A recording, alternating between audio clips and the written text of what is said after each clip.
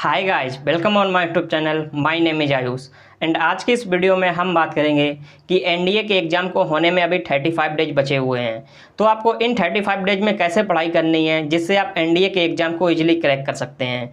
क्योंकि ऐसे बहुत से स्टूडेंट्स हैं जिन्होंने अभी एनडीए के एग्ज़ाम के लिए कोई पढ़ाई नहीं की हुई है और अब वो बहुत ज़्यादा परेशान हैं कि आखिरकार उन्हें क्या करना चाहिए जिससे वो अब एनडीए के एग्ज़ाम को क्लियर कर सकें। इसमें जो सबसे ज़्यादा परेशान है वो गर्ल्स हैं, क्योंकि गर्ल्स को पहले ये बात नहीं पता थी कि वो इस बार के एनडीए के एग्ज़ाम में बैठेंगी या फिर नहीं बैठेंगी। लेकिन जब उन्हें ये बात पता चली कि वो अब इस बार के एनडीए के एग्ज़ाम में बैठेंगी तब उनके पास ज़्यादा टाइम नहीं था, तो इसीलिए वो बहुत ही ज़्यादा परेशान है। उन्हें ये समझ में नहीं आ रहा है कि उनकी स्ट्रेटजी क्या होनी चाहिए जिससे वो इस बार के एनडीए के एग्ज़ाम को क्लियर कर सकें। तो आज की इस वीडियो को देखने के बाद आपके मन में जितने भी डाउट्स होंगे वो सारे ही क्लियर हो जाएंगे और इस वीडियो में हम आपको जो स्ट्रेटजी बताएंगे आपको सिर्फ उसी को फॉलो करना है और आप एनडीए के एग्ज़ाम को इजीली क्रैक कर लेंगे। लेकिन उससे पहले एक ज़रूरी बात, अगर अभी तक आपने इस चैनल को सब्सक्राइब नहीं किया है तो आप इस चैनल को सब्सक्राइब जरूर कर लें, क्योंकि इस चैनल पर आपको एनडीए, एयरफोर्स और नेवी से रिलेटेड जेन्युइन कंटेंट मिलता है। तो देखिए, सबसे पहली बात, अगर आप ये सोच रहे हैं कि आप 35 डेज में एनडीए का सारा सिलेबस कवर कर लेंगे तो आप बिल्कुल गलत सोच रहे हैं। आपको ऐसा नहीं करना चाहिए।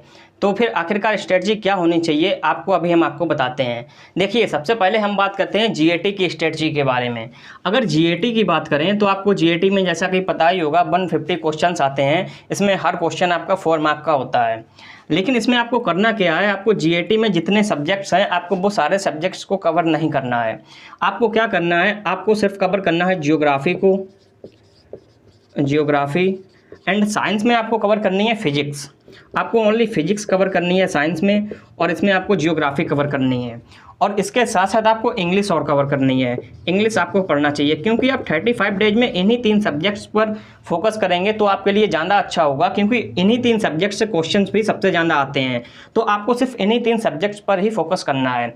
जियोग्राफी में आप मान लीजिए अगर 22 क्वेश्चंस आ रहे हैं और आप अगर 15 क्वेश्चंस कर पा रहे हैं जियोग्राफी के, तो आप 15 × 4 करेंगे तो आप 60 मार्क्स जियोग्राफी में लेकर आ रहे हैं। भाई अगर फिजिक्स की बात करें तो फिजिक्स में भी 25 क्वेश्चंस आते हैं, लेकिन जो फिजिक्स के क्वेश्चंस होते हैं वो बहुत ही ज़्यादा इजी क्वेश्चंस होते हैं, जिसमें आप 20 क्वेश्चन तो आसानी से कर ही लेंगे। अगर आप फिजिक्स के 20 क्वेश्चंस कर रहे हैं तो आप इसमें भी 80 मार्क्स लेकर आ रहे हैं। इंग्लिश की बात करें तो आपको इंग्लिश में कुछ भी करके आपको 50 में से 30 क्वेश्चंस तो करने ही होंगे।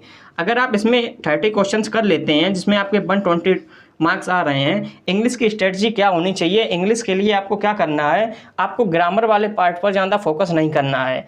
आपको वोकेबलरी ज़्यादा स्ट्रॉन्ग करनी है इतने दिनों में, आप जितनी ज़्यादा कर पाओ, क्योंकि आपके ग्रामर वाले पार्ट से सिर्फ और सिर्फ 10 क्वेश्चंस कॉमन एरर्स के ही आएंगे। लेकिन अगर वोकेबलरी की बात की जाए तो वोकेबलरी से काफ़ी क्वेश्चंस आते हैं, तो आपको वोकेब ही कवर करनी है। और एरर्स के जो क्वेश्चंस आते हैं उन 10 क्वेश्चंस में से 1 या 2 क्वेश्चंस ऐसे होते हैं जो बहुत ही ज़्यादा ईजी होते हैं, उन्हें आप आसानी से कर लेंगे। अगर फिजिक्स की बात करें तो फिजिक्स एंड जियोग्राफी को आपको अच्छे से कर लेना है। तो अगर आप जीएटी में केवल इन 3 सब्जेक्ट्स को ही कर लेते हैं तो आप देखेंगे कि आपकी जीएटी में 260 मार्क्स आ रहे हैं।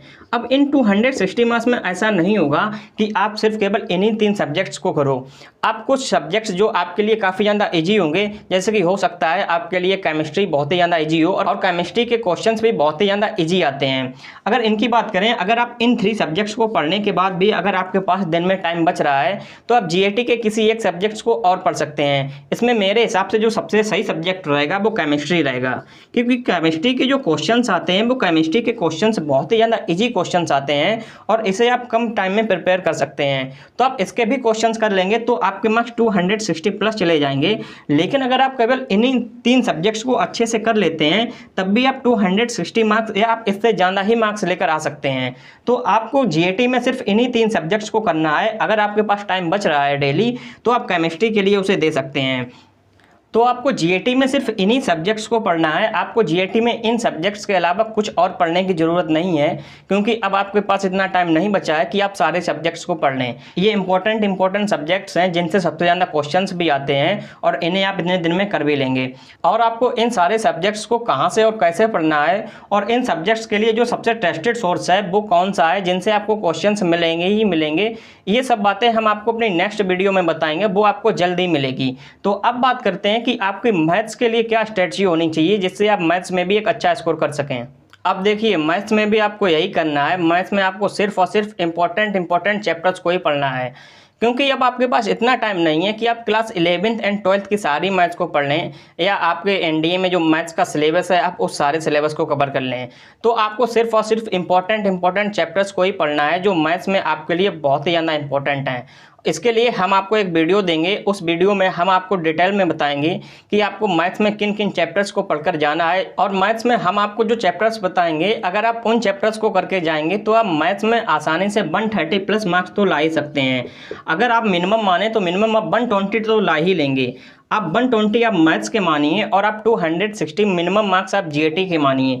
अगर आप इन दोनों मार्क्स को ऐड करेंगे तो आप देखेंगे 380 मार्क्स आप ला रहे हैं एनडीए के रिटन के एग्जाम को क्लियर करने के लिए। इतने में आपका एनडीए का एग्जाम आसानी से क्लियर हो जाएगा। और ये भी नहीं है कि जो चैप्टर्स हम आपको बताएंगे आप केवल उन्हीं चैप्टर्स को करके जाएंगे। अगर आपके पास टाइम बचेगा तो आप 1 या 2 चैप्टर्स को एक्स्ट्रा भी कर लेंगे, तो आप अगर आप उसके क्वेश्चंस आएंगे तो आप उसके क्वेश्चंस को भी इजीली कर लेंगे। तो यहाँ पर अगर आप देखेंगे तो आप रिटन एग्जाम में 380 प्लस मार्क्स आसानी से ला सकते हैं और आपका एग्जाम भी क्लियर हो सकता है। लेकिन आपको इस स्ट्रेटजी को भी फॉलो करना होगा, और आपको जो भी पढ़ना है अब वो क्वालिटी के साथ पढ़ना है, आपको अब वो ऊपर से नहीं पढ़ना है। अगर आपको फिजिक्स पढ़नी है तो फिजिक्स आपको सही से पढ़नी है कि आपके 20 क्वेश्चन तो सही हो भी जाएं।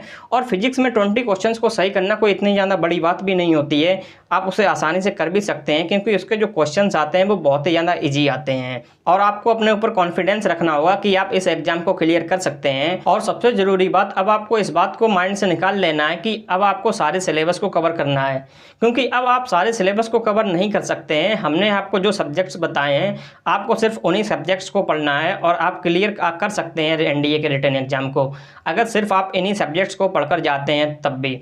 तो आई होप आपको ये वीडियो पसंद आई होगी। अगर आपको ये वीडियो पसंद आई है तो वीडियो को लाइक कीजिए और चैनल को सब्सक्राइब करना बिल्कुल मत भूलिए।